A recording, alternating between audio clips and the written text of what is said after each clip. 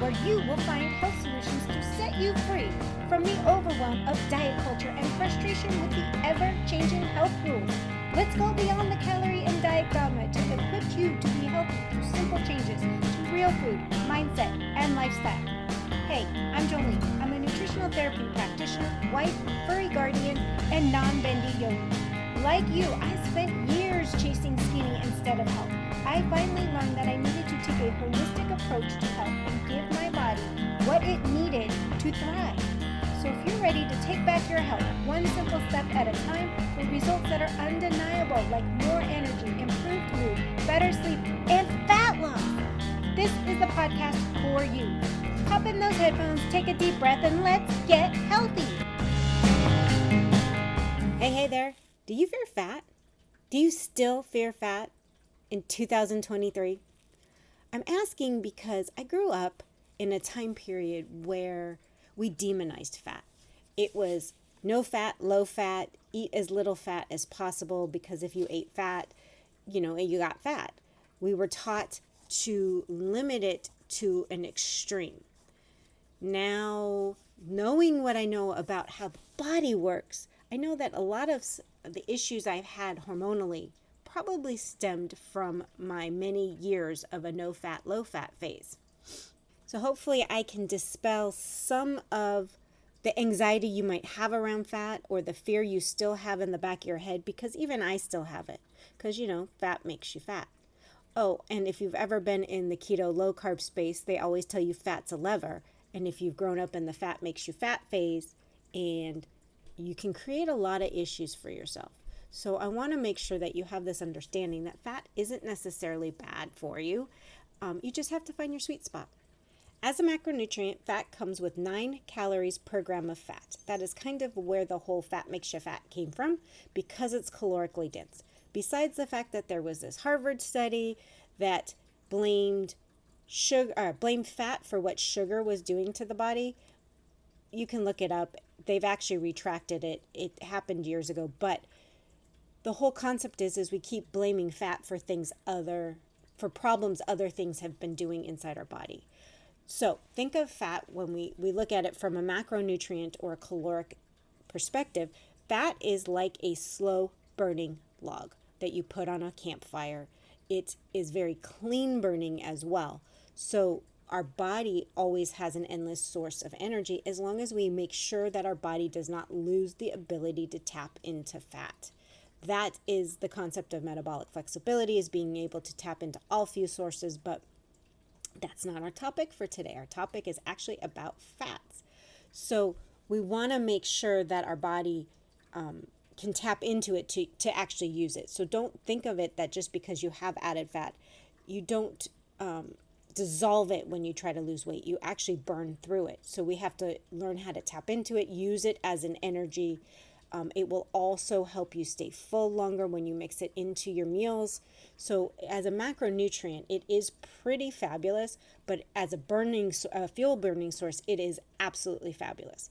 Now, let's get into the fact that there are certain nutrients that require fat to be absorbed, meaning they will not be used and absorbed by your body if they're not consumed with a fat source. That would be A, D, E, and K.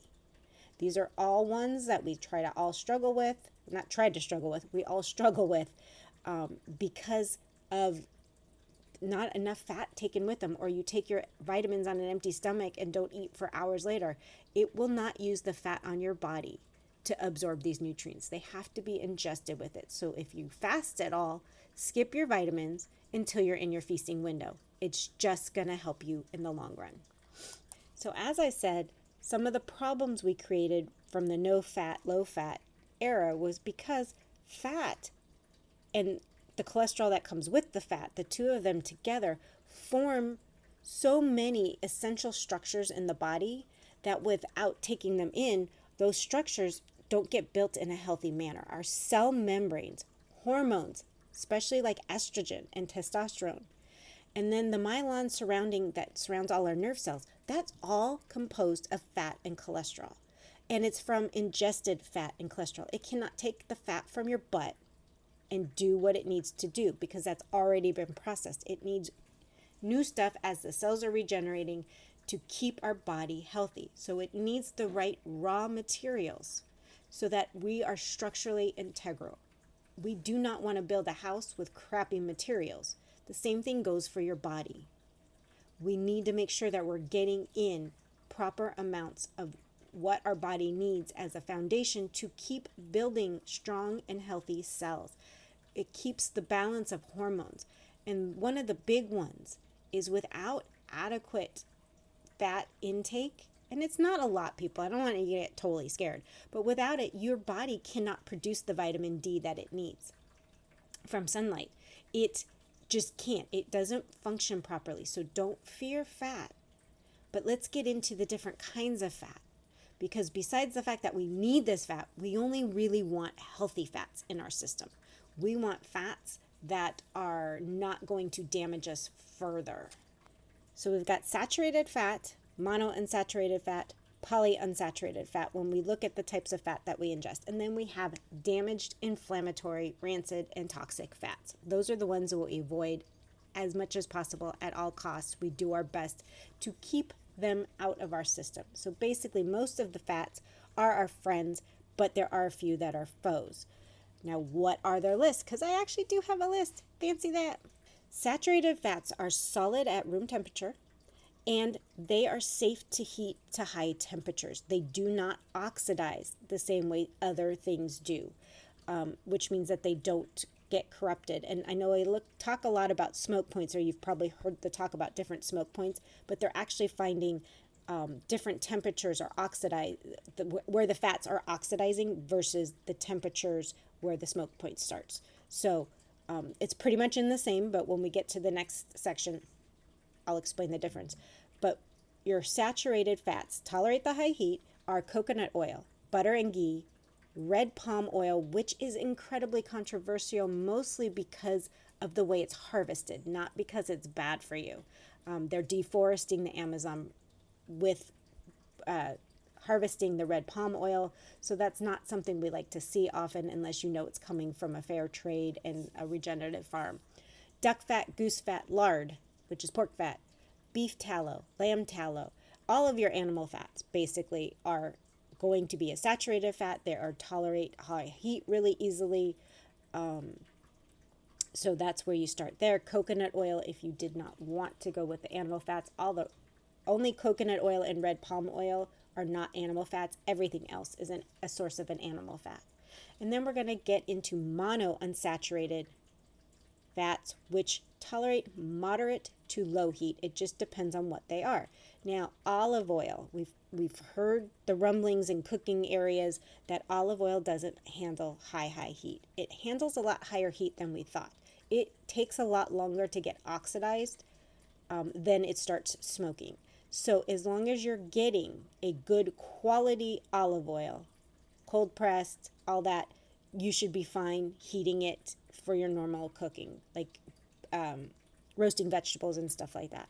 Avocado oil is another one, just like olive oil. They can handle a little bit higher heat, maybe not as high as a solid saturated fat. So you want to just kind of balance them out. One of the things my mom told me, and it probably came from her mom, is you take your olive oil and add a pat of butter, and it helps raise the smoke point a little bit so it doesn't all burn up on you. So that's a good tip for olive oil. Avocado oil is another one, if I didn't already say it. Those two can handle a little bit higher moderate heat because they have a protective polyphenol content, which helps them oxidize at a lot higher heat than a normal monounsaturated fat. I'm not saying it will handle as high of heat as a saturated fat, just a little bit higher than a monounsaturated fat. And two other monounsaturated fats are sesame oil and macadamia oil. Those you want to keep very, very low heat, maybe as a drizzle on your hot food. I don't really recommend to cook with those, mostly olive oil, avocado oil for cooking, as well as all of your saturated fats. I highly recommend cooking with your tallows, your lards, your goose and duck fat, your butter, your ghee, and your coconut oil. They'll produce way better quality foods in the long run anyways, because they don't really burn.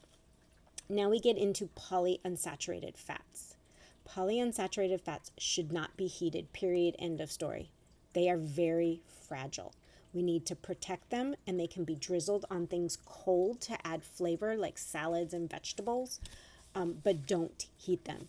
In this category, you've got your almond oil, your flaxseed oil, your pumpkin seed oil, grapeseed oil, hemp oil, walnut oil, fish and cod liver oil, and all your omega oils, like your fish pills, all that. Anything that is an omega-3 pill, oil that you're ingesting, that all needs to stay very cold. And then we have damaged and rancid, toxic, inflammatory, whatever you want to call it. These oils generally are already rancid while they're sitting on the store shelves. So I don't recommend them, period, end of story. You're hard to avoid them if you eat out because it's hard to get a restaurant, depending on what you're ordering, to not use them. They don't understand, they don't know the difference. So make sure in your home you don't use them at all. Do your best out to get foods that don't contain them. And that is including canola oil, corn oil, soybean oil, rapeseed oil, which is another term for canola oil, sunflower oil, safflower oil, vegetable oil, and hydrogenated oils. Well, we all know how bad hydrogenated is. That tub of Crisco you got, dump it. But those are the different types of oils and the different categories they're in. There is a handout that I put together that you can put up on your fridge so you can keep track of the different kinds of oils and what to heat, what not to heat, to help you learn so that you just become second nature. So let's dive a little bit quickly into fatty acid balance. We have omega-3s and omega-6s. Now, there's a huge problem out there because people are telling everybody to avoid PUFAs, which are your polyunsaturated fatty acids. Hey, wait, your fish oils are in the PUFAs. Now, the reason for this is because most of your seed oils are in that PUFA range, and that is because they are higher in omega-6s. And we get so many omega-6s in the modern diet, and just the way we eat in general, that we're always struggling to get this balance of omega-3s. If you are getting in healthy fats from a variety of sources, you're good. You want to get in and work on getting up your omega-3 intake. So if you don't like fatty fishes, like your salmon, mackerel, herring, the anchovies, those kind of things, you want to then look for a cod liver oil supplement, but you want one that's cold pressed and that's kept cold because, like I said, polyunsaturated fats should not be heated. So if it is heat extracted, you are not getting a quality supplement, and it's not going to do the same thing. Have you ever taken a fish oil pill and burped fish? That means it was already rancid. So you want to make sure that you're getting something that's good quality as well. Now, when I say the fat shouldn't be heated, that doesn't mean that the fish shouldn't be heated. You can cook your fish. You don't have to eat it raw. It's a different process when they're extracting it and the type of heat they're using versus cooking your meal. So if you're getting your omega-3s from things like flax seeds, not flaxseed oil, because that's another reason why we don't want to heal. Flaxseed is another source of omega-3s. You want to make sure that you eat it however you eat it, if you're getting it from the whole food versus the oil separated out from the food. So I just wanted to touch base on that. Right now, as a society, we get a lot of omega-6s, and that's why the PUFAs have been demonized, because that's where most of your nuts and seed oils live. So now you want to take it a different step and then focus on getting some more omega-3s in there, because a lot of those also have some omega-3s. It's just we need that balance. Grass-fed butter is really high in omega-3s as well, or higher in omega-3, should I say. So that's another good one to keep in your toolbox. Olive oil. Things that are going to give us some sort of variety of omegas to keep us in balance is important. So you might be wondering, okay, I get it. I need to ingest some fats so that I can be healthy. And you're wondering, how do I get more in? The easiest vehicle to add more fat to your meals is add it to your veggies. It makes them taste better. It gives it lots of flavor, and it just helps. It'll maximize all the nutrients in those veggies as well. So just try to add it to your veggies. Put a dash of olive oil or saute in olive oil, drench it in butter, make a nice sauce out of a healthy fat and some seasonings and put it over your whole meal. It's not bad to add a little bit of fat. Garnish it with olive oil. Like, that's a common thing in an Italian world. We drizzle everything with olive oil. Do what you need to do. Avocado is a great way of getting in some good healthy fats and upping your fat intake. So on that note, friends, I want you to no longer fear the fat. Find your sweet spot.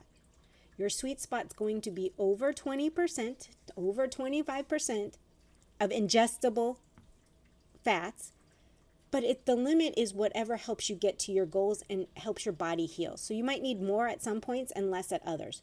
Listen to your body. If you're craving something fatty, it's probably telling you something. Okay, don't forget, grab the handout so that you have an easy reference of what fats to heat, what fats not to heat. And on that note, friends, I will see you next time. Bye. Thank you so much for tuning in. I hope you enjoyed today's episode. If you found value in what you heard today, I would be incredibly grateful if you could help spread the word. Sharing is caring, after all. Share the podcast with others that will find the information helpful. It's through your support that I can continue to grow and bring more amazing content. And if you have a spare moment, I would truly appreciate it if you could leave a review on your favorite podcast platform. Your feedback means the world to me, and it also helps others discover my show. I read every review and take your suggestions to heart, so please don't hesitate to let me know what you think. Remember, you can stay connected with me by following me on Instagram or visiting the website at holistichealthmadesimple.com. I love hearing from our listeners, so feel free to reach out, share your thoughts, ideas, and even suggestions for future episodes. See you later.